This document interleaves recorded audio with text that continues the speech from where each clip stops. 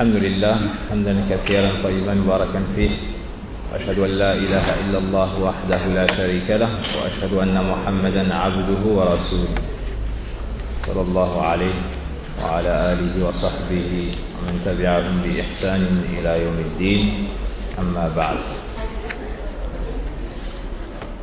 قال الإمام النووي رحمه الله تعالى: الحديث 21 عن أبي عمرو وقيل أبي عمرو سفيان بن عبد الله قال: قلت يا رسول الله قل لي في الإسلام قولا لا أسأل عنه أحدا غيرك. قال: قل آمنت بالله ثم استقم. رواه مسلم. D'après Abu Amr, il a été dit Abu Amr, Sufyan ibn Abdillah radiallahu anhu a dit: j'ai dit ô messager d'Allah, dis-moi au sujet de l'islam une parole sur laquelle je n'interrogerai personne en dehors de toi. Le prophète sallallahu alayhi wa sallam a dit: dis, j'ai cru en Allah, ensuite observe la droiture. Dis, j'ai cru en Allah, puis observe la droiture. Apporté par l'imam Muslim. De ce hadith, on voit حرص الصحابة على تعلم الخير من رسول الله صلى الله عليه وسلم، بل هم أحرص الناس على الاستفادة من النبي صلى الله عليه وسلم، وهم أحرص الناس على العمل بما علموا من رسول الله صلى الله عليه وسلم. وسؤال سفيان بن عبد الله رضي الله عنه شاهد بذلك. Ici on voit la motivation des compagnons radiallahu anhum dans le fait de prendre la science et le bien du prophète sallallahu alayhi wa sallam. Et dans de nombreux hadiths, on voit qu'ils venaient auprès du prophète sallallahu alayhi wa sallam pour le questionner dans leurs affaires, pour le questionner dans leur adoration, pour lui demander ce qui fait rentrer au paradis, pour lui demander comment éviter l'enfer, pour lui demander au sujet du bon comportement, au sujet de l'islam, au sujet de la foi. Et dans toutes leurs affaires, ils revenaient au prophète sallallahu alayhi wa sallam. Et ici, le sahabi radiyallahu anhu nous montre l'importance de la bonne formulation lorsqu'on a une question à poser. حسن السؤال يدل على ذكاء الطالب. La formulation de la question montre l'intelligence de l'étudiant et le bon comportement de l'étudiant. Et ici, Sufyan radiyallahu anhu a formulé sa question de la meilleure manière. Et il attend du prophète sallallahu alayhi wa sallam une réponse englobant tout ce qu'il recherche. Chose que lui a donné le prophète sallallahu alayhi wa sallam. Sufyan ibn Abdillah radiallahu anhu nous dit: Qultu ya Rasul, j'ai dit au messager d'Allah. Ça c'est le juste milieu. Wa abdun la yu'bad wa rasulun la yukazzab. Anzilun nas manazilahum. Il l'a appelé par son rang. Ya Rasulallah, au messager d'Allah. Ça n'est pas une divinité qu'on adore, mais ça n'est pas un homme comme les autres, dont on peut prendre les paroles ou les rejeter. Non, c'est le messager d'Allah sallallahu alayhi wa sallam. Donc tout ce qu'il nous dit, on l'accepte. Ce qu'il nous ordonne, on le met en pratique. Ce qu'il nous interdit, on s'en abstient. Et on certifie l'ensemble de ces dires, car c'est le messager d'Allah sallallahu alayhi wa sallam. Et pourquoi est-ce que Sufyan a questionné? Pourquoi est-ce que Sufyan l'a questionné sur cela? Car c'est le messager d'Allah. Car c'est la créature la plus pieuse, la plus savante, celui qui connaît le mieux Allah tabaraka wa ta'ala et le chemin menant à son agrément. Alors il lui dit: Ya Rasulallah, qul li fil islam, dis-moi à propos de l'islam. فسؤال سفيان رضي الله عنه يتعلق بهذا الأمر العظيم بالإسلام. يا رسول الله قل لي في الإسلام، أي لا في الدنيا وحطامها، لا في الدنيا الفانية وسلطانها والملك، لا، بل في الإسلام، فيما يقربني من الله سبحانه وتعالى، فيما به النجاة في الدنيا والآخرة. أخبرني عن هذا الدين. Donc, Sofiane a questionné le prophète sallallahu alayhi wa sallam sur une chose concernant l'islam. Pas sur ce bas monde et ses richesses et ses plaisirs, ses délices, non, sur l'islam. Pas sur ce bas monde, le pouvoir, la royauté et autres, non, mais sur l'islam. Et cela nous montre comment l'islam avait une place chez les compagnons du prophète sallallahu alayhi wa sallam. Et comment cet islam-là était ancré dans leur cœur. Ils étaient véridiques. Ils étaient véridiques. L'islam est rentré dans leur vie et eux sont rentrés dans l'islam. Ils n'ont pas joué avec cette religion, n'ont pas pris un bout de la religion et délaissé une autre partie, non. Mais ils sont rentrés dans la religion comme Allah tabaraka wa ta'ala leur a donné dans le Coran. Ya ayyuhalladhina amanu udkhulu fi silmi kaffah. Ou vous qui avez cru, Allah azza wa jalla nous ordonne dans le Coran et s'adresse aux croyants d'entrer dans la religion entièrement, de prendre cette religion de la manière la plus complète, totalement. قولا لا أسأل عنه أحدا غيرك. Dis-moi au sujet de l'islam une parole sur laquelle je n'interrogerai personne après toi. Pourquoi cela? Car c'est Rasulullah. Wa a'lamul khalq بالله سبحانه وتعالى وبحقوقه وبالطريق الموصلة إلى جنته. Pourquoi est-ce qu'il ne questionnera personne après lui? Car c'est le messager d'Allah. C'est la créature la plus savante sur son Seigneur. C'est la créature qui connaît le mieux le chemin menant à l'agrément de son Seigneur. C'est la créature qui peut le mieux nous démontrer, nous enseigner et nous diriger vers le chemin qui mène au paradis d'Allah subhanahu wa ta'ala et qui préserve de son enfer. Donc après avoir questionné le prophète sallallahu alayhi wa sallam, tu ne pourras jamais questionner quelqu'un de plus savant. Et tu ne pourras jamais recevoir aussi une réponse meilleure, plus sage que celle du prophète sallallahu alayhi wa sallam. Le messager d'Allah sallallahu alayhi wa sallam lui a répondu à la hauteur de ses attentes. قل آمنت بالله ثم استقم. وهذا الجواب برهان ظاهر على أن النبي صلى الله عليه وسلم قد أوتي جوامع الكلم. قد أوتي جوامع الكلم صلى الله عليه وسلم. La réponse du prophète sallallahu alayhi wa sallam tient sur une ligne.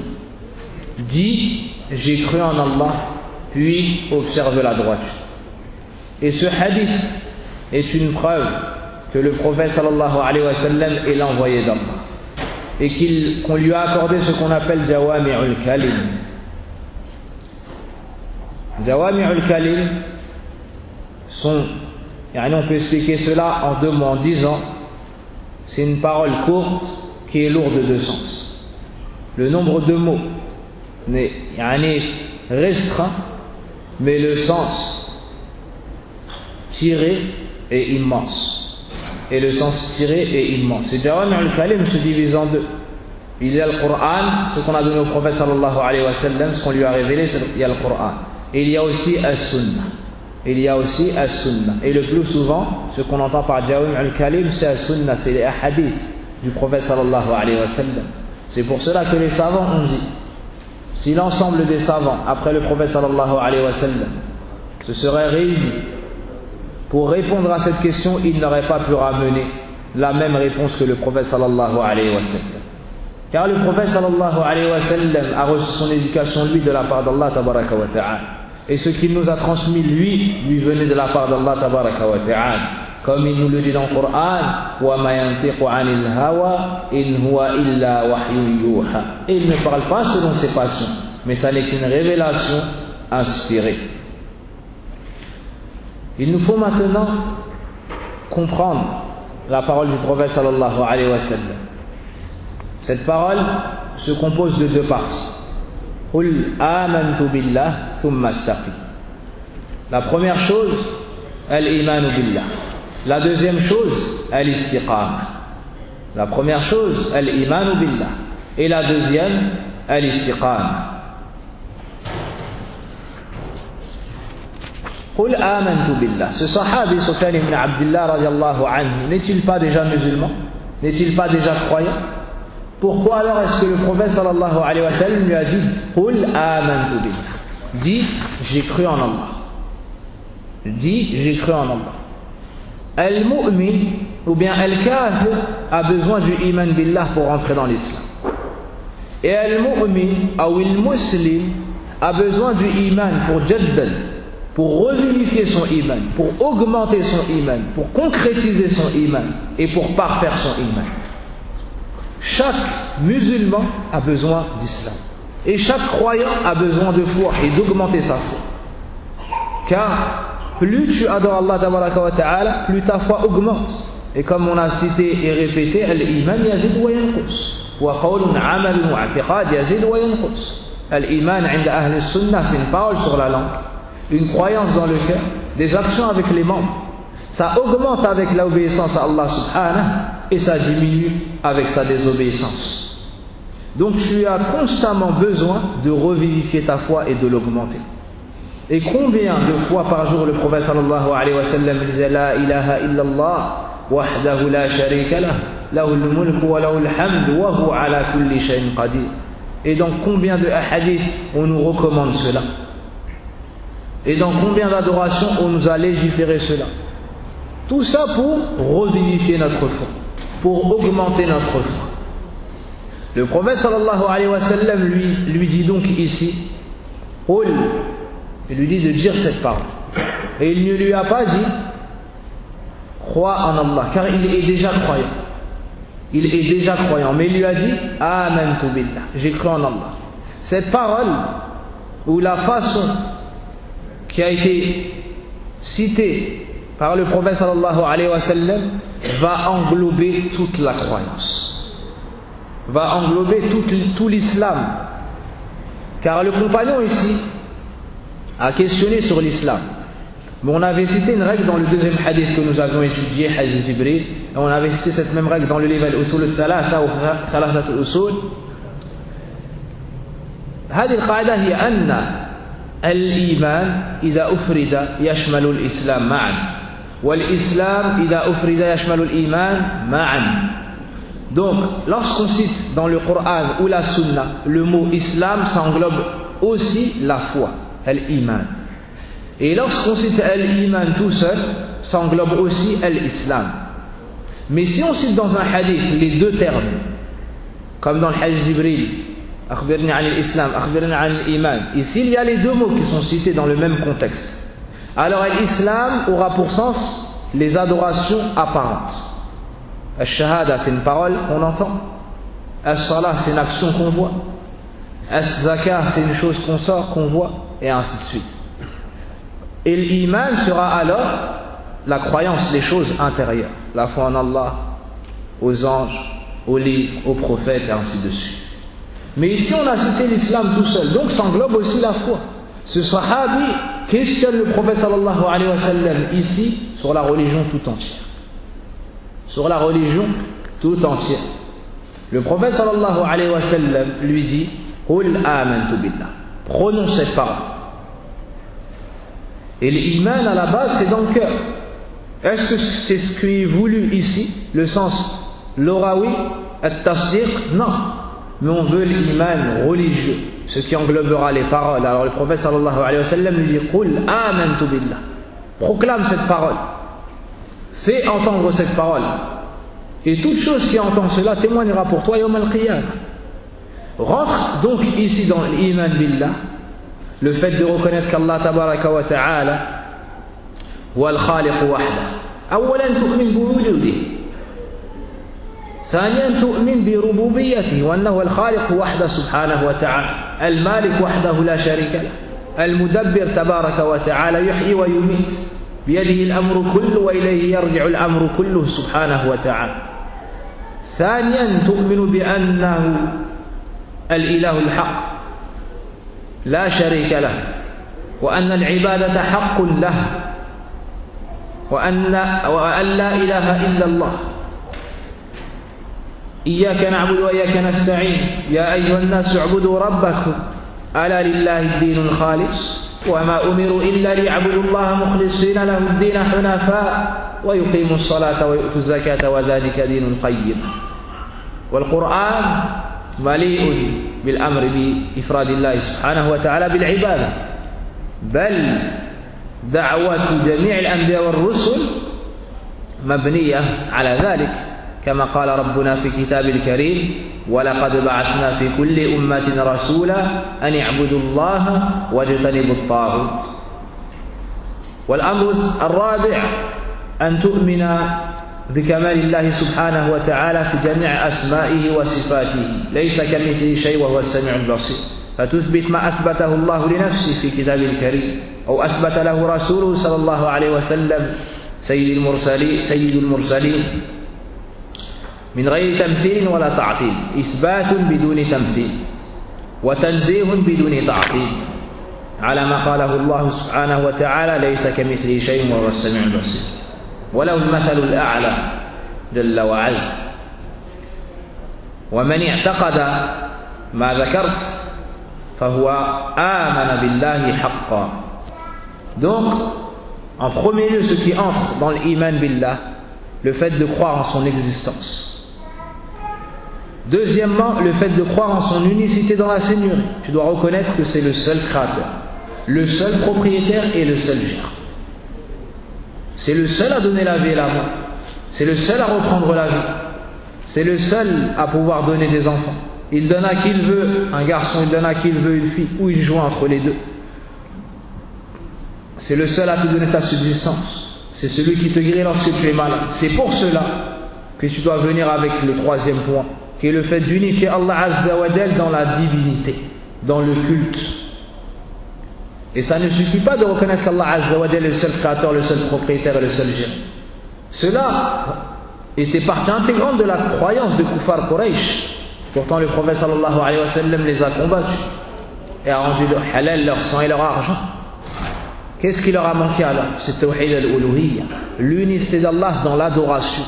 Tu dois unifier Allah dans le culte. Lorsque tu pries, tu ne pries que pour Allah. Lorsque tu jeûnes, tu ne jeûnes que pour lui.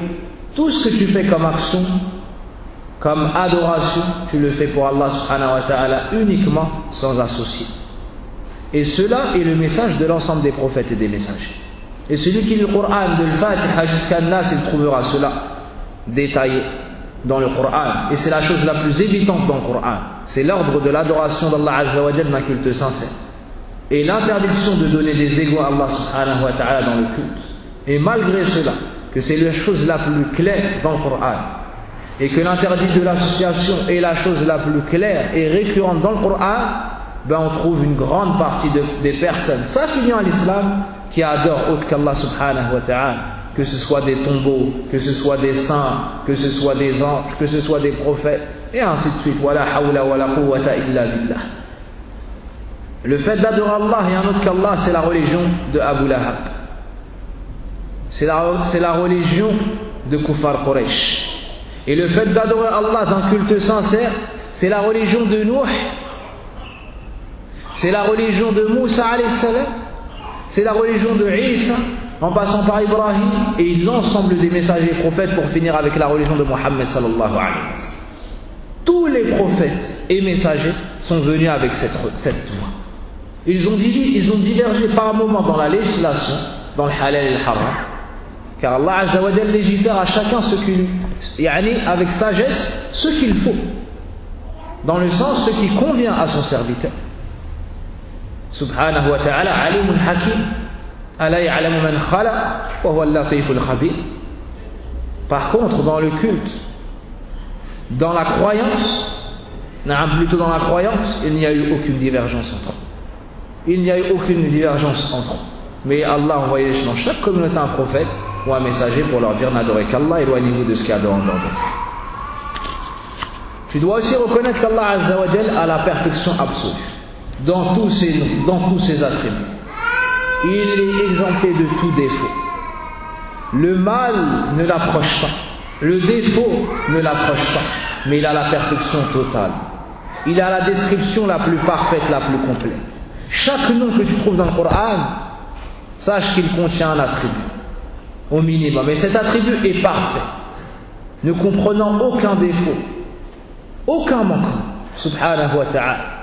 Prends pour exemple la science d'Allah, Al-Alim. Voici un des noms d'Allah, subhanahu wa ta'ala, le savant. Ce nom-là contient un attribut qui est Al-Ilm, la science. Ben sache que cette science, la science d'Allah Azza wa Jal, est shamila, kamila. La yanqusu shay. Il ne manque rien à la science d'Allah subhanahu wa ta'ala. Il sait le passé. Il sait le présent. Il sait le futur. Et même ce qui n'est pas. Si cela avait été, il sait comment cela se serait déroulé. Est-ce qu'il manque quelque chose à la science d'Allah? Non.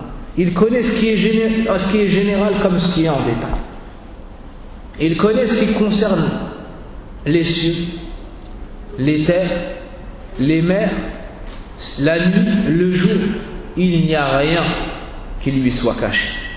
Donc c'est Al-Alim subhanahu wa ta'ala. Et on dit la même chose pour l'ensemble de ses noms et l'ensemble de ses attributs. Et on ne change pas le sens de ces attributs. Et on n'altère pas le sens. On garde le sens de la langue arabe qui est connu dans la langue arabe. Et on comprend les textes comme les ont compris les compagnons du prophète sallallahu alayhi wa sallam. Par contre, celui qui vient dans le Coran, par exemple, Allah dit dans le Coran, Ar-Rahmanu al-Arsh istawa, le tout miséricordieux s'est élevé au-dessus du trône. Et lui il dit non, al-istiwa en vrai ça ne veut pas dire s'élever, mais ça veut dire ça, mais ça veut dire ça, et il change le sens du Coran. Là. Hada mu'attil, jahmi. Ou bien donner des noms à Allah qu'il ne s'est pas donné à lui-même et parler sur Allah selon ce qu'il n'a pas dit lui-même. Non, qui est-ce qui se connaît le mieux? C'est Allah subhanahu wa ta'ala. Et donc on dit sur Allah que ce qu'il a dit sur lui-même. On ne dépasse pas le Coran ni la Sunna. On ne dépasse pas le Coran ni la Sunna. لأن هذا من ما لا يثبت إلا بالخبر. هذا أمر توقيفي. Car ce chapitre-là, les noms des attributs d'Allah subhanahu wa ta'ala, est un chapitre où on a besoin d'informations pour pouvoir s'exprimer. Soit dans le Coran, soit dans la Sunna acceptée du prophète sallallahu alayhi wa sallam. Ensuite, rentre dans la croyance en Allah subhanahu wa ta'ala le fait de croire aux anges, le fait de croire à l'ensemble des livres qui ont été révélés, le fait de croire aux prophètes. Pourquoi cela? Car Allah nous a informé de cela dans son livre. Et le prophète sallallahu alayhi wa sallam nous a transmis cela. Donc celui qui croit en Allah va croire aux anges. Celui qui croit en Allah va croire au jour dernier. Pourquoi? Car Allah nous a informé de cela dans son livre. Donc tu dois avoir comme croyance qu'il y a un jour où nous allons mourir, on sera ressuscité, on sera jugé. Celui qui a fait du bien recevra la rétribution, elle sera à l'image de ses actions, et celui qui a fait du mal recevra sa rétribution, et elle sera à l'image de ses actions, ou Allah le pardonnera s'il meurt dans la communauté musulmane. Par contre, s'il meurt en dehors de l'islam, فَالنَّارُ النَّارُ وَلَيْسَ لَهُ نَصِيرٌ إِلَّا ذَلِكَ. Donc, rentre dans la foi en Allah Azza wa Jal. Ce qui a été ordonné au prophète sallallahu alayhi wa sallam à ses compagnons, tout ce qui rentre dans la croyance, sans exception. Toute la aqidah entre dans ce hadith. Tous les piliers de la foi entrent dans ce hadith. Donc, قُلْ آمَنْتُ بِاللَّهِ. Ensuite, le prophète sallallahu alayhi wa sallam lui dit ثُمَّ اسْتَقِمْ. Et emprunte la droiture. Dans la foi d'Allah subhanahu wa ta'ala, ici, on peut même rentrer les actions apparentes, car l'islam a été cité ici tout seul. Ça englobe donc non seulement, ou bien l'iman a été cité tout seul. Ça englobe donc la foi en Allah azza wa jal, arkanul iman, et ça englobe aussi l'islam, al-amal al-zahir, al-a'mal al-zahir. Donc tu dois accomplir la prière, tu dois t'acquitter de l'aumône, et tout ce qu'Allah azza wa jal aime et agrée.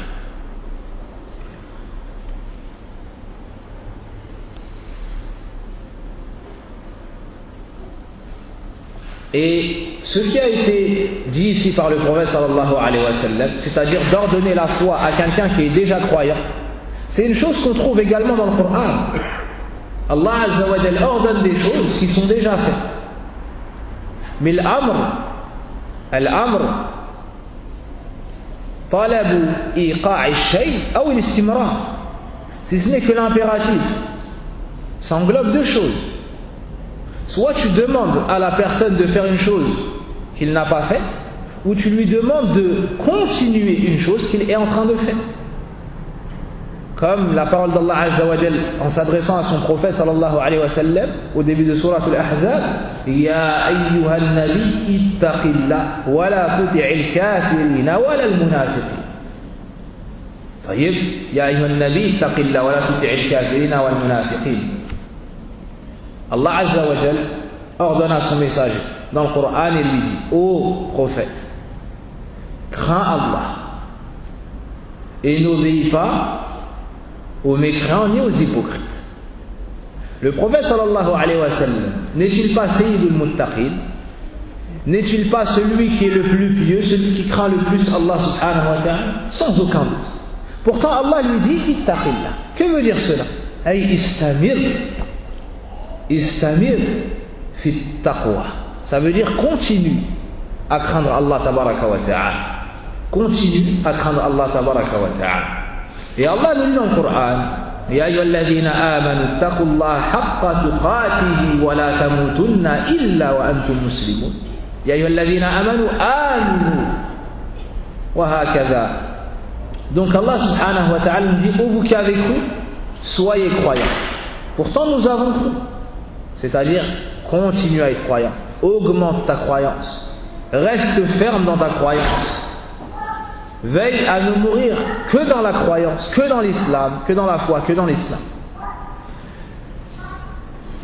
Comme Allah nous dit dans la fin de ce verset, et veillez à ne mourir qu'en pleine soumission.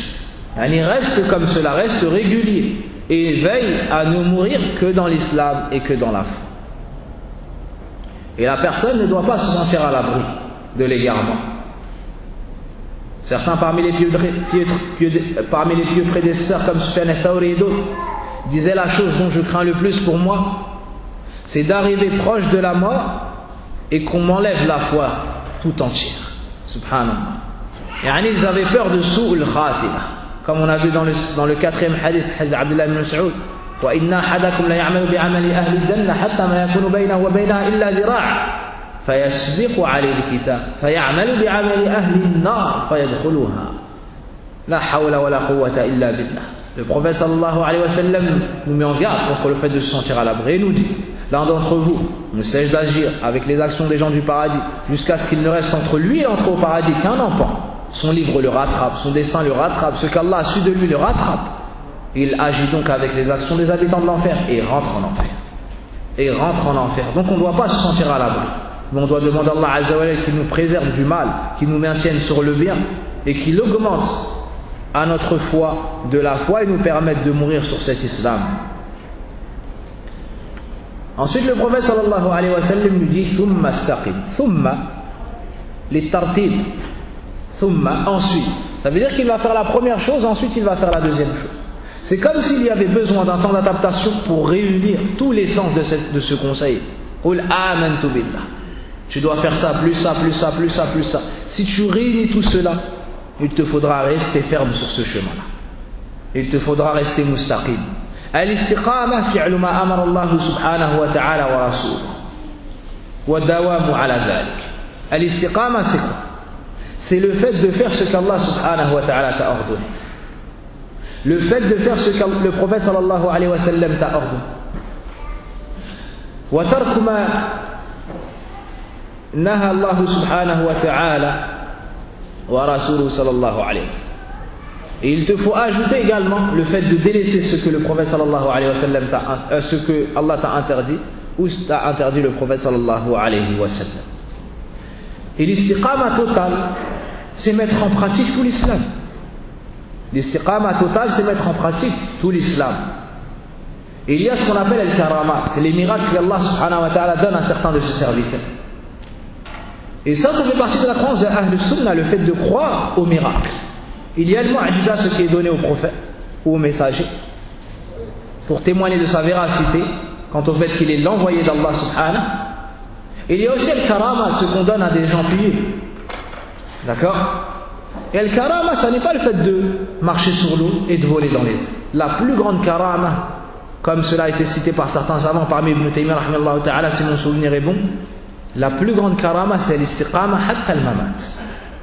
Le plus grand miracle qu'Allah donne à son serviteur, c'est le fait de rester sur le chemin de la droiture dans l'islam jusqu'à mourir. Ça, c'est le plus grand miracle. Ça, c'est le meilleur don qu'Allah subhanahu wa ta'ala te donne. Et il te guide à l'islam et te permet de rester mustaqim. Et te permet de rester mustaqim. Et l'istiqama, quelqu'un de mustaqim, c'est quelqu'un de pieux qui emprunte le chemin de la droiture.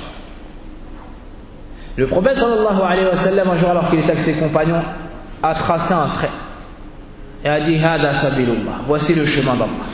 Khatta khattan mustaqim, il a fait un chemin droit. Ensuite il a fait d'autres chemins sur le côté et a dit Hadi subul, voici les sentiers. À la tête de chacun de ces sentiers il y a un shaitan qui appelle. Donc toi tu dois suivre quoi? As-sirat al-mustaqim. Et si on regarde dans le Coran, on voit que le Coran nous appelle à l'istiqama. En commençant par Al-Fatiha. Bismillahir Rahmanir Rahim. Alhamdulillahi Rabbil Alamin. Allah t'appelle à l'istiqama dans ce verset. À reconnaître qu'il est le seul et unique Seigneur des mondes. Donc celui qui t'a tout donné, celui qui possède tout, celui donc que tu dois aimer par-dessus tout. Ar-Rahman Ar-Rahim, le tout miséricordieux, le très miséricordieux. Celui qui a donc des attributs parfaits et complets. Et parmi ceux-là, Ar-Rahman, Malik Yawmiddin. On t'appelle à l'istiqama ici, tu es sur le dunya, mais tu ne dois pas oublier l'au-delà. Car tu vas revenir vers Allah Azza wa Jal, c'est lui le Seigneur des mondes. Le maître, ou bien le roi du jour du jugement dernier. Ça c'est l'istiqama, tu vis fi dunya, mais tu n'oublies pas l'au-delà. Car l'istiqama, c'est le juste milieu entre l'exagération et le laxisme. Et ensuite on t'appelle à la grande istiqama, Iyyaka na'budu wa iyyaka nasta'in. C'est toi seul que nous adorons et auprès de toi seul que nous recherchons l'aide. Ça c'est l'istiqama. Le fait d'adorer Allah Azza wa Jalla d'un culte sincère. L'istiqama entre quoi? Entre le mushrikoun, les associateurs qui ont adoré Allah et d'autres. Et entre le mulhidoun, ceux qui ont délaissé complètement l'adoration. Toi tu es dans l'istiqama, le juste milieu. Tu adores Allah Azza wa Jalla mais sans lui donner d'associé. Ensuite, Ihdina sirat al-mustaqim. Tu demandes à Allah l'istiqama.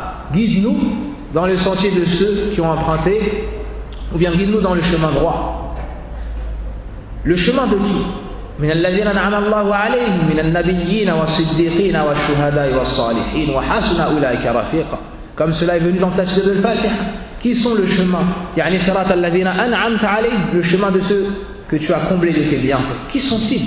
Allah nous dit dans le Coran ومن يطع الله والرسول, celui qui obéit à Allah et son message, donc celui qui est mustaqim, فأولئك مع الذين أنعم الله عليهم. Ceux-là seront avec ceux qu'Allah a comblés de ses bienfaits. Qui sont-ils? Il y a Allah.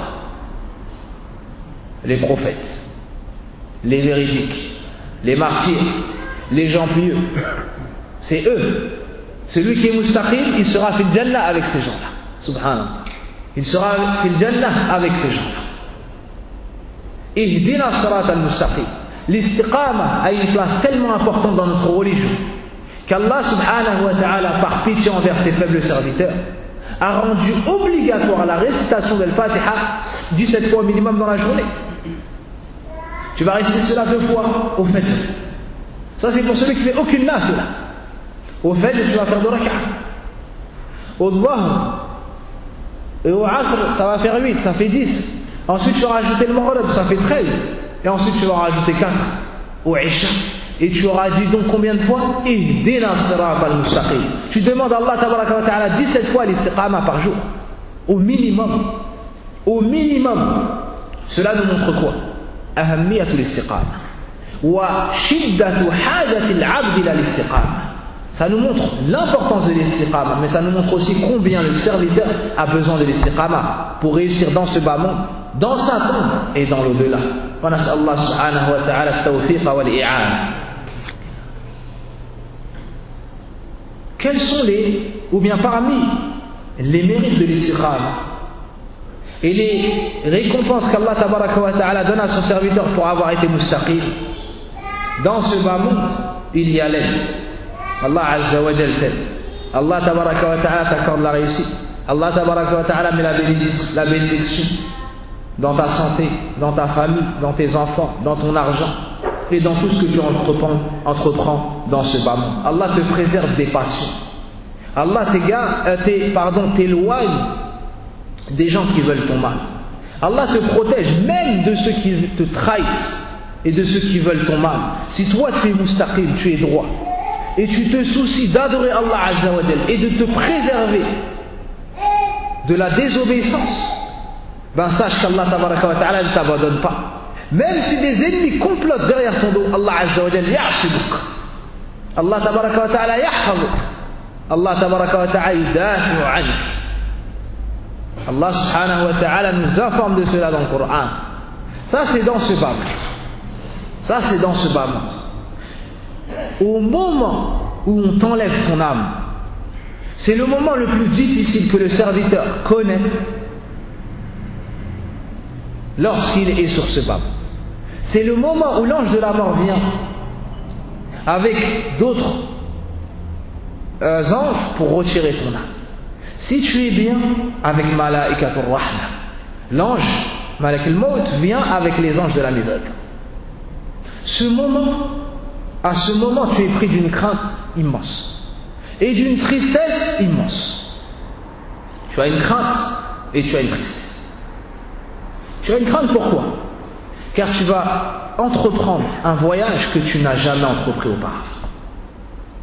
Et tu as une tristesse pourquoi? Car tu vas te séparer de ta famille, de tes biens, de tes épouses, de tes enfants et de cette terre sur laquelle tu adorais Allah tabaraka wa ta'ala et tu préparais ton au-delà.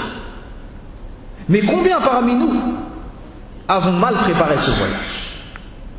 Alors la crainte va s'installer, la tristesse va s'installer. La crainte sera proportionnelle à tes actions, mais la tristesse touchera tout le monde. Pourquoi? Parce que les gens pieux et les autres seront tristes. Ceux qui sont pieux seront tristes de ne pas avoir fait plus.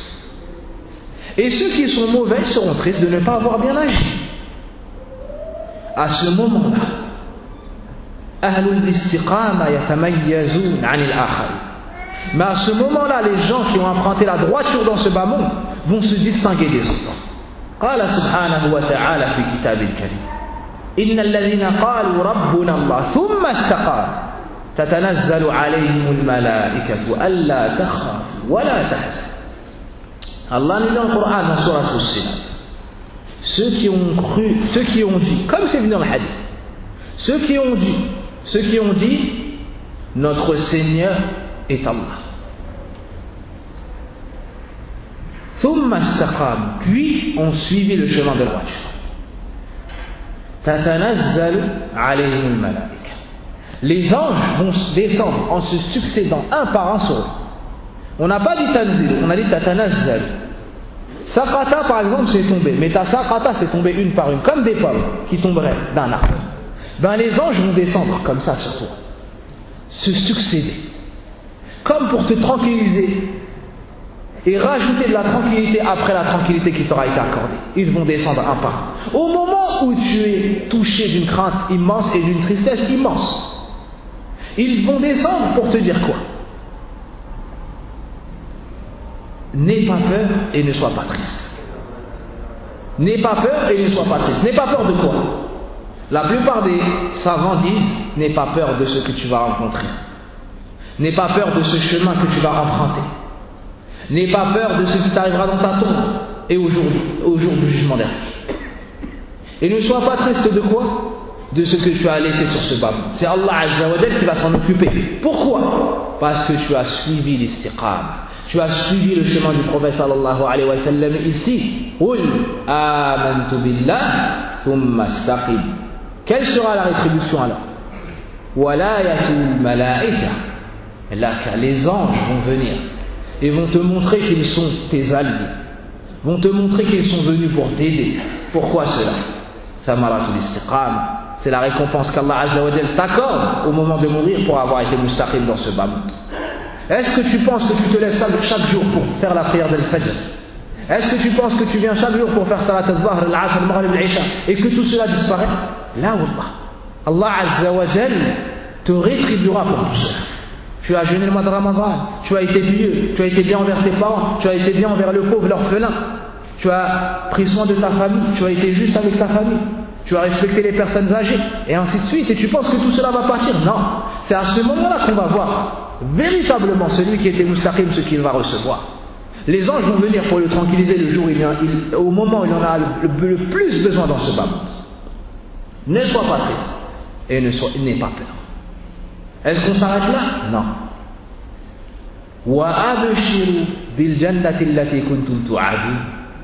Et recevez la bonne nouvelle du paradis qui vous avait été promis. Qui vous avait été promis où? Fi al-Qur'an al-Karim. Qui vous a été promis où? Fi sunnati al-mutahhara. Fi qawli sayyidi al-mursalin sallallahu alayhi wa sallam. Kuntum tu'adun, qui vous a été promis dans le Coran. Lorsqu'on lit le Coran, on voit la promesse du paradis.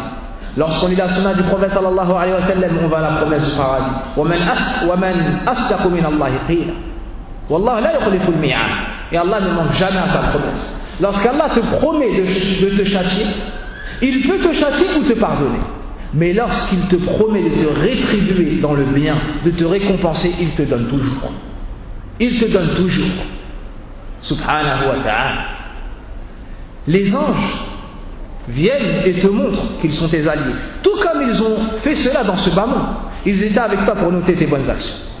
Il y en a un devant toi et un derrière toi pour t'aider et te protéger. Et lorsque le destin vient, il s'éloigne. Il s'éloigne. Et regardez la wala, il y a des anges à la bataille de Badr. Lorsque le prophète sallam a fait dua lorsqu'il y avait Kuffar Quraysh, les anges sont descendus et sont venus combattre avec les musulmans. Regardez la wala, il y a des anges, l'alliance des anges avec les croyants lorsqu'ils font dua, comme cela est vu dans Surat Ghafir. Ils invoquent Allah subhanahu wa ta'ala, Rabbana wasi'ta kulla shay rahmatan wa ilma faghfir lilladhina tabu wattaba'u sabilaka wa qim 'adhab al-jahim. Les anges font dua pour toi dans ce bas. Les anges demandent à Allah Azza wa Jalla de pardonner tes péchés. Et au moment où tu meurs, ils viennent et te montrent encore cette wala-là. Tout cela est le résultat de quoi, mes frères? Al-istiqama. Al-istiqama. Donc lorsqu'on t'appelle à l'istiqama, tu dois courir vers l'istiqama. Allah subhanahu wa ta'ala ensuite nous dit وَأَبْشِرُوا بِالْجَنَّةِ الَّتِي كُنْتُمْ تُوعَدُونَ نَحْنُ أَوْلِيَاؤُكُمْ فِي الْحَيَاةِ الدُّنْيَا وَفِي الْآخِرَةِ وَلَكُمْ فِيهَا مَا تَشْتَهِي أَنفُسُكُمْ وَلَكُمْ فِيهَا مَا تَدَّعُونَ نُزُلًا مِنْ غَفُورٍ رَحِيمٍ. Allah tabaraka wa ta'ala nous annonce qu'on aura tout ce que nous voudrons au paradis. Tout ce que tu veux fil jannah. Allah dit wala mamnu'a, il n'y aura pas d'interdit fil jannah. Tout ce que tu veux, tu auras. Nuzulan, an-nuzul, c'est la chose que tu donnes à ton invité lorsqu'il vient de venir, en attendant que le plat arrive. D'accord? An-nuzul, c'est la première chose que tu avances à ton invité lorsqu'il arrive chez toi, en attendant la suite. Dès que tu arrives fil jannah, tu as an-nuzul. Immédiatement tu es honoré. Tu prends ta place. Et tu connais le chemin encore mieux que tu connais le chemin dans ce bas. Comme le prophète sallallahu alayhi wa sallam a dit. Nuzul de qui? Est-ce que c'est le nuzul d'une personne généreuse de ce bas, d'une créature? Non, d'Allah subhanahu wa ta'ala. Et lorsqu'Allah tabaraka wa ta'ala accueille son serviteur, qu'est-ce que tu peux attendre? Qu'est-ce que tu peux attendre d'un Seigneur qui est généreux, riche et qui est shakour, qui est reconnaissant? Tu fais peu et il te donne beaucoup subhanahu wa ta'ala. Donc voici certains bienfaits de l'istiqama. L'istiqama est l'ordre d'Allah à son prophète, tout comme il est l'ordre d'Allah aux croyants. Wastaqim kama umirt. Allah Azza wa Jalla dit à son messager dans le Coran, et emprunte le chemin de la droiture comme cela t'a été ordonné. Il nous faut donc craindre Allah tabaraka wa ta'ala, réunir la foi et ses piliers, réunir l'islam et ses piliers. Et pour que tu sois mustaqim avec tout cela, il te faut aussi ittiba' sunnati nabiyina sallallahu alayhi wa sallam. Il te faut suivre la sunna du prophète sallallahu alayhi wa sallam. Celui qui adore Allah tabaraka wa ta'ala, mais sans suivre la sunna du prophète sallallahu alayhi wa sallam, on ne dit pas de lui qu'il est mustaqim. il ne mérite pas l'appellation de mustaqim. Pourquoi cela? Car l'istiqama, on a dit que c'est le juste milieu entre l'exagération et le laxisme. Et quelle est la voie du juste milieu? C'est la voie du prophète sallallahu alayhi wa sallam. Quand on voit le comportement du prophète sallallahu alayhi wa sallam avec ses épouses, avec ses proches, avec ses compagnons et même avec ses ennemis, comment est-ce qu'il était? Avec les animaux, comment est-ce qu'il était? Et si on regarde l'actualité et ce qui se passe dans de nombreux pays, si on voit en temps de guerre comment certains se comportent, et on compare avec l'istiqama qu'avait le prophète sallallahu alayhi wa sallam dans sa da'wa, lorsqu'il attrapait un ennemi, il ordonnait aux compagnons de bien le traiter. Il ordonnait aux compagnons de lui donner à boire et à manger. Et lorsque ces ennemis-là, par moments, étaient libérés, lorsqu'ils rentraient chez eux, on leur demandait comment s'est comporté avec Mohammed, ils répondaient: jamais on n'a vu quelqu'un avec ce caractère. Il ne nous a pas opprimés, il nous a nourris et abreuvés. Et certains disaient: plus jamais je ne combattrai Mohammed. Subhanallah. Pourquoi cela? Car ils ont vu l'istiqama du prophète sallallahu alayhi wa sallam, la voie à laquelle il appelait. L'istiqama dans la mise en pratique de la religion. Et si on compare avec ce qui se passe dans certains pays, comme on entend au jour d'aujourd'hui, Wallahu musta'an, le fait de prétendre vouloir appliquer la loi d'Allah tabaraka wa ta'ala en opprimant les gens, cela n'est pas l'istiqama. Dinullah la yazlim ahad. La religion d'Allah azza wa jalla n'opprime personne. Même le kafir billahi al-azim n'est pas opprimé dans la religion d'Allah subhanahu wa ta'ala. Que dire alors du musulman? Et lorsque tu regardes la situation en Syrie et que tu vois des gens prétendre l'islam, ce qu'ils font à leur peuple et ce qu'ils font aux musulmans, cela n'a rien à voir avec l'islam ni avec l'istiqama. Lorsque tu vois des personnes qui se font exploser dans certains endroits en prétendant l'islam, cela n'a rien à voir avec l'istiqama. Et donc pour savoir ce qu'est l'istiqama, tu as besoin de science. Comment est-ce que tu vas savoir le chemin du juste milieu si tu n'as pas étudié? Tu dois savoir comment le prophète sallallahu alayhi wa sallam se comportait. Comment est-ce qu'il jugeait dans telle situation, pour savoir ce qu'est l'istiqama. Comment est-ce que tu te comportes avec le musulman? Comment tu te comportes avec ton voisin? Comment tu te comportes avec ta famille? Comment tu te comportes même avec tes ennemis? Subhanallah. L'islam n'a rien oublié. L'islam n'a rien oublié.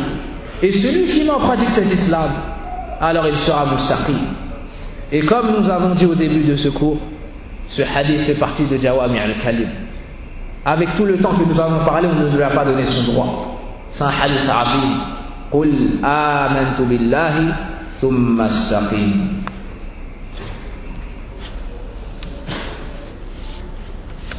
قال الإمام النووي رحمه الله تعالى: الحديث الثاني والعشرون. Le 22e hadith. عن أبي عبد الله جابر بن عبد الله الأنصاري رضي الله عنهما أن رجلا سأل رسول الله صلى الله عليه وسلم فقال: أرأيت إذا صليت المكتوبات وصمت رمضان وأحللت الحلال وحرمت الحرام ولم أزد على ذلك شيئا أأدخل الجنة؟ قال: نعم. رواه مسلم. D'après Abu Abdillah, Jabir ibn Abdillah al-Ansari, un homme demanda au messager d'Allah sallallahu alayhi wa sallam: que penses-tu, ou informe-moi, si je prie les prières obligatoires, jeûne le mois de Ramadan, rends licite le licite et rend illicite l'illicite sans rien ajouter à cela, est-ce que j'entrerai au paradis? Le prophète sallallahu alayhi wa sallam a répondu oui, rapporté par l'imam Muslim.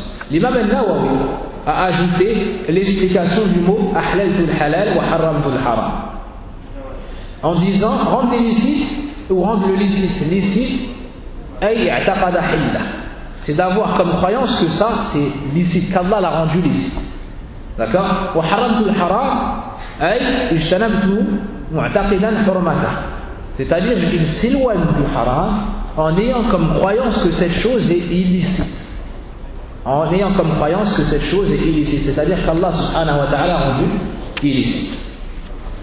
Il reste combien de temps avant l'adhan? 5 minutes. Alhamdulillah.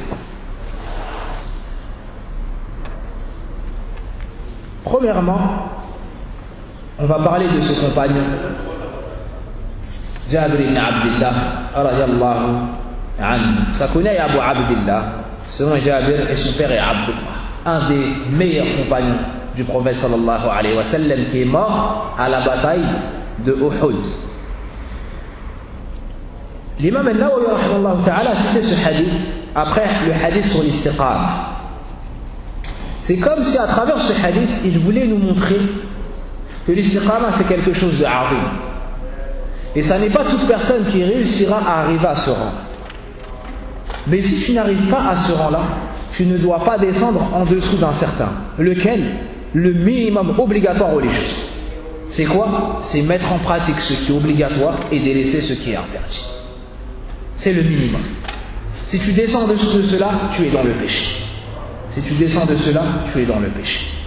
Ce hadith est rapporté par Jabir ibn Abdillah radiallahu anhu. Et une chose qui me revient au hadith, dans le hadith de Abi Mas'ud, il me semble que j'ai dit que son prénom était Uqba ibn Amr. C'est Uqba ibn Amr. C'est Uqba ibn Amr. طيب. Jabir radiallahu anhu fait partie des derniers compagnons qui sont décédés à Médine. Radiallahu anhu. Jabir ibn Abdillah radiallahu anhu fait partie des compagnons qui sont les derniers à être restés en vie dans la ville de Médine. Et il avait une assise de science dans la mosquée du prophète sallallahu alayhi wa sallam pour enseigner les paroles du prophète sallallahu alayhi wa sallam à l'intérieur. Il nous raconte son histoire et nous dit: je n'ai plus jamais manqué une bataille avec le prophète sallallahu alayhi wa sallam depuis la mort de mon père. Cela car on espère qu'il est mort martyr à la bataille de Uhud. Lorsque son père est mort, il est venu. Et son père était devant le prophète sallallahu alayhi wa sallam et il y avait les compagnons autour. Et vous savez très bien l'état d'un groupe de personnes lorsqu'ils ont perdu une personne qui avait une grande importance dans leur vie, un grand compagnon. Donc ils étaient tristes. Son fils est venu et il a voulu découvrir le visage de son père. Alors les compagnons lui ont dit: ne fais pas ça, par miséricorde pour lui. Et le prophète sallallahu alayhi wa sallam n'a rien dit. Le prophète sallallahu alayhi wa sallam n'a rien dit. Ensuite, le prophète sallallahu alayhi wa sallam lui a dit que les anges ne cessent de couvrir ton père avec leurs ailes. Innal malaika la tazalu tahtafu bi ajnihatiha. Le prophète sallallahu alayhi wa sallam lui a dit à son fils que les anges ne cessent d'abaisser leurs ailes sur son père. Subhanallah. Les anges ne cessent d'abaisser leurs ailes sur ton père, ne cessaient d'abaisser leurs ailes sur ton père jusqu'à ce qu'on a pris ton père pour l'enterrer. Plus tard, le prophète sallallahu alayhi wa sallam a rencontré Jabir, donc le fils de ce martyr, incha'Allah. Et il lui a raconté une chose. Il lui a dit: vois-tu, lorsque ton père est décédé, c'est le seul à qui Allah subhanahu wa ta'ala, ou bien comme c'est dit dans le hadith, ma kallama Allahu sifahan siwa abak. Allah n'a jamais parlé à son serviteur après sa mort directement si ce n'est ton père. Il lui a demandé, il lui a dit: tamanna, dis-moi tout ce que tu veux. Jabir a répondu: atamanna an a'uda ila al-hayati ad-dunya fa uqatil fi sabilik fa astashhida marratan thaniya. Jabir a répondu: j'espère revenir dans ce bas monde pour combattre encore et remourir une deuxième fois. Allah lui a dit: j'ai interdit cela à mon serviteur. Quand il meurt, il ne peut pas revenir. Alors Jabir a dit, ou bien alors le père a dit: informe ceux qui sont sur terre de ce que tu m'as donné. Informe ceux qui sont sur terre de la récompense que tu m'as donnée. Alors le prophète sallam a informé Jabir de cette bonne nouvelle. Et on continuera incha'Allah ce hadith demain bi'idhnillahi ta'ala. Nas'al Allah subhanahu wa ta'ala yu'allimana ma jahilna wa yassira lana subul al-khayr wa sallallahu ala nabiyyina Muhammad. سبحانك اللهم وبحمدك أشهد أن لا إله إلا أنت أستغفرك وأتوب إليك.